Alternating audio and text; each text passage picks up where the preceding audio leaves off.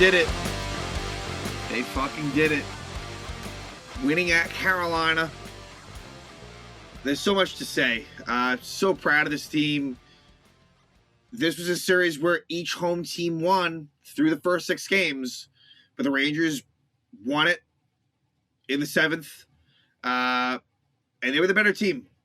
As I look back at both series, I thought Pittsburgh was better than the Rangers. I said it after that game where Panarin wins it in overtime in Game 7. I thought Pittsburgh was the better team in that series. In this series, the Rangers were the better team. The New York Rangers deserved to win this series 100%. Very impressed by what they did. I really did not think the Rangers would beat Carolina. I didn't think they matched up well with them, especially after what I saw in the Pittsburgh series. I'm thinking, this isn't going to work out well. Then the Rangers go down 2-0. They go down 3-2. The Rangers are 5-0 in elimination games. It's really reminiscent of some of the mid-2010s era Ranger teams that were excellent in elimination games, were excellent in Game 7s. It's another Game 7 victory for the Rangers where the Rangers as a franchise, especially in recent history, have become this great Game 7 club. And it's ironic, though, the one time they lost in Game 7 recently was to the Tampa Bay Lightning, who they will now face in the Eastern Conference Finals. So the Rangers hoping for a little bit of retribution from the 2015 series. But it's just amazing what the Rangers have done. The resilience, just the fight, everything about it, like, it's incredible. And I guess the one bad thing is the Rangers lost the first-round pick tonight because in the Andrew Kopp trade, the condition was that the Rangers reached the Eastern Conference Final. That second-round pick becomes the first pick for the Winnipeg Jets. But like I said at the time, you give that up easily. That's well worth it. Especially because when you reach the Final Four, it drops down to the final 4 spots in the draft. So let's say the Rangers didn't trade that pick away, the Rangers would have dropped at least about 5 to 6 spots alone already. Anyway, just amazing. Igor Shesterkin, brilliant. Again, the key is the true story on a consistent level, as we know. And Chris Kreider. I said Chris Kreider, that's someone who needs to get going, and sure enough, he does. So Kreider, 2 big goals. For me, Shesterkin and Kreider were the main, sort of stars of the game. And Chris Kreider, he's really surging up the Rangers' the historical stats, playoff stats. I think he's maybe 2 goals away from tying Rod Gilbert's franchise record for goals in the playoffs. It's amazing. And, the Rangers' power play was great. The special teams, this was the Ranger formula. And they perfected it. I mean, taking the lead you knew was important. And the Rangers get that first goal. Then once they got the second one, at that point, it's like, we can't lose this game. We cannot lose this game.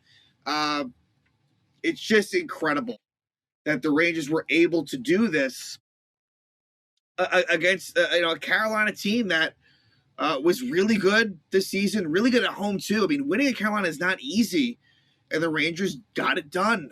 When the Rangers' backs are against the wall, that's when their best game comes out. It really does. So this is exciting. Never did I think the Rangers would have reached this level. No, not even close. Going to the season, no way. Going to the playoffs, I thought, okay, beating Pittsburgh on the table. I wasn't sure they would, but I figured, yeah, beat Pittsburgh. Never let them beat Carolina. Like, not a chance. And you look back on it now, and it's easy when perspective changes. Now Carolina doesn't look as good, but that was the best defensive team in the league this year, bar none. And the Rangers were able to fight. Again, being down in the series 2-0, 3-2. Like, after coming back from 3-1 down against Pittsburgh, it's amazing. And the Tampa Bay Lightning, everyone's picking the Lightning, and I get that. Totally get that. The Tampa Bay Lightning are going to be a very, very tough team to beat. I would say, in my opinion, Tampa Bay is tougher than what you would face between Colorado or Edmonton. Like, I think from here on out, Tampa is your toughest opponent.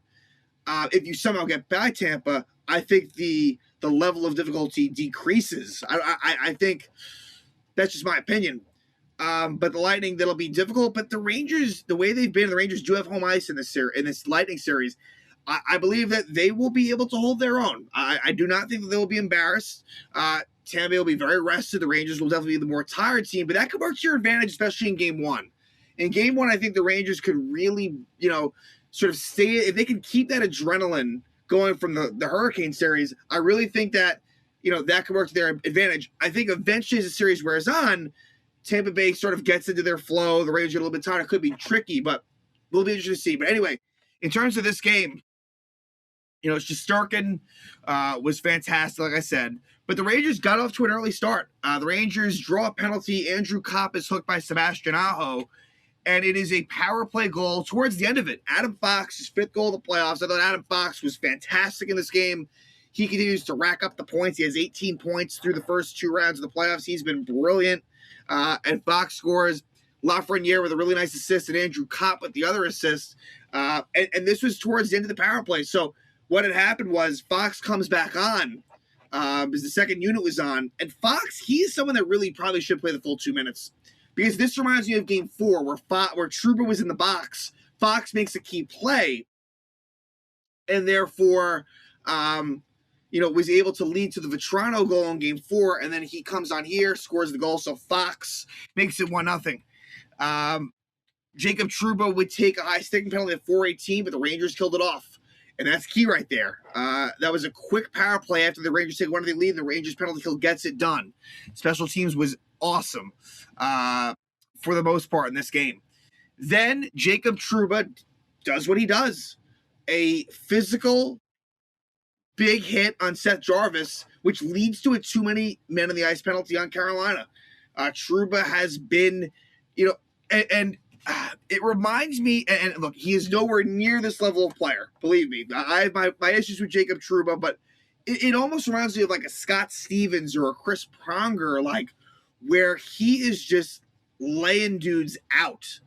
In a way that, again, opposing fans and everyone, they say it's dirty. It's really not. It truly is not. I would be honest if it was. It isn't. Is it bordering the line? Sure, I guess. But there's a reason why he's not being called for penalties. These are legal hits.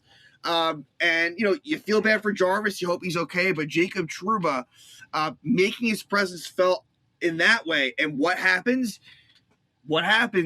Similar to game 4, off of a Trouba hit that turns momentum, Chris Kreider scores his 7th goal of the playoffs from Zibanejad and Fox at 8 minutes. This is a classic Chris Kreider power play goal, left all alone in front, easy deflection, and it makes it 2-0. Then Ryan Reeves takes an interference penalty, and the Rangers are able to kill that off as well. So Carolina, I thought, had a lot of good chances. Before the Reeves penalty, Shesterkin made a ridiculous save where he goes from right to left and keeps it at 2-0. So Igor really tested a lot in the first, but the Rangers end up 2-0. And from there, I thought the Rangers really improved. I thought the Rangers' second period was very good in terms of limiting the opportunities. Carolina probably felt a little bit gypped coming out of the first 2-0, but I still felt like it was a good period for the Rangers. In the second period, the Rangers really were playing a good defensive game. Limiting the opportunities. Svechnikov trips Goodrow at 3:42. Rangers power play. That was the one power play the Rangers don't get it done. And then Frank Vetrano hooks Jesper Fast at 7:02. And so you hate to see Vetrano taking these hooking penalties, but again, the Ranger penalty gets it done. Around this time also was when Ryan Lindgren got hurt, but he came back. I just had a feeling he would. It looked bad, but he's been fighting through it. It's been he's a warrior. Again, reminds me of Dan Girardi. He is an absolute warrior out there. And then Antti Ranta gets hurt. Antti Ranta, who, I thought had a very good series for the first 5 games or so, honestly. Game 6 was not good for Ranta. Game 7, nothing you can do on the Kreider goal. The Fox goal, yeah, maybe he wants the Fox goal back. Either way, you feel for Ranta. We'll talk about, sort of the ex-Rangers thing as the series concludes. But Ranta, liked him as a Ranger, feel bad that he got hurt. So coming in again as he did in game 6, but for different reasons, is Kochekov. And Ryan Strome has an unbelievable opportunity and can't score, but soon thereafter, he does score. Ryan Strome at 16-19 scores the second goal of the playoffs from Panarin and Keandre Miller. Strome had a 2-on-1. I think Kopp was on the other side, and Strome buries it, makes it 3-0 Rangers, and they would have that lead going into the third. And in the third, it would be a really, really nice goal, sort of a mini breakaway type of goal for Chris Kreider. Second goal of the game, 8th goal of the playoffs. Nice pass by Vetrano, and then Zibanejad gets the other assist. So that gives the Rangers a 4-0 lead. Then Jacob Trouba does take a delay of game penalty, and Carolina does score. So it is Vincent Trocheck's goal. Vincent Trocheck, off the shot by Tony DeAngelo, scores and makes it 4-1. But 40 seconds later, it is a goal by Philip Hedl. Philip Hedl has been great in the playoffs. It's his 5th goal of the playoffs, assisted by Kakko. Makes it 5-1 Rangers. Carolina would score at 16-13, Max Domi. And then Andrew Kopp seals it with the empty net goal, his 6th goal of the playoffs at 17:08 from Zibanejad and Goodrow. And the Rangers celebrate a 6-2 victory at Carolina, Carolina's first and final home loss of the playoffs. It's very fun right now to be a Ranger fan. And this Lightning series will be fun. For the Rangers, again, it's house money at this point. But while you're here, you may as well win. And the Rangers have home ice. And I don't expect the Rangers definitely to win the first two. I just don't. If they do, amazing. Really, for me, the outlook that I see, that I'm kind of the path to victory. And I think you're going to have to win this in 7. And look, Rangers in 7 is just kind of a thing. Is you split the first 2, you split the next 2, and you win 5 at home after losing 6 on the road and then winning 7 at home. I'm sure it won't go down that way, but I think that's kind of the realistic path. I just don't think that you're going to be able to win 1 and 2. Like I said, I think game 1 is your better opportunity. And just wrapping things up with the Hurricanes. The Rangers ended up being the better team. I have a lot of respect for that Hurricane team. Obviously, Tony DeAngelo, it's tough. I mean, we all know what it's like with him. But just, watching the handshake line, Brendan Smith was a Ranger just as recently as last season and had been there for about 4 years or so. And you could tell that's got to be tough for players like that, thinking that they're going to Carolina, which they thought was a better team than the Rangers, and they get knocked out by their former team. So Brendan Smith, Jesper Fast, who I didn't think really made much of an impact, sure on the defensive side, but nothing offensively for Fast. And Brady Shea, who had been, who wasn't on the Rangers in that 2020 bubble situation. So that's the funny thing, too, is that the Rangers in the 2020 bubble, which I don't even really consider playoffs for the Rangers. It just, I know technically it was the playoff qualifier, but the Rangers really, really got dominated by Carolina. Fast forward 2 seasons later, and the Rangers knocked them off. It's just, I'm so happy. I can't believe it. And so, the Rangers get it done. And like I said, now it's the Lightning. There's 4 teams left. Rangers are in the final 4. It's the Colorado Avalanche versus the Edmonton Oilers, and the New York Rangers versus the Tampa Bay Lightning. If for some crazy reason the Rangers beat the Lightning and the Oilers beat Colorado, the Rangers would have home ice advantage of the Stanley Cup final. It's kind of crazy. So the Rangers, out of the 4 remaining teams, had the second best, Colorado, Rangers, Tampa, Edmonton. But look, the Lightning are going to be super tough. Vasilevsky versus Shesterkin should be fun. I can't wait for the series to get started. It's going to start very soon. It's a very quick turnaround, which is going to be a big part of the narrative of this series. Tampa Bay basically being off for over a week. They're going to be a bit rusty, but the Rangers, they could become tired. Again, I think game 1 could interestingly maybe be an advantage for the Rangers. They got to get up to the early start, and kind of Tampa Bay might take some time to get going.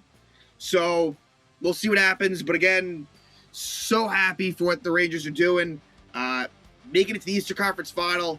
Gerard Gallant deserves a lot of credit, and Rangers knock off the Carolina Hurricanes, 5-0 elimination games, and they just get it done in Game 7s, like I said. So Rangers are on to the Eastern Conference Final, and it will begin very, very shortly against the Tampa Bay Lightning at Madison Square Garden.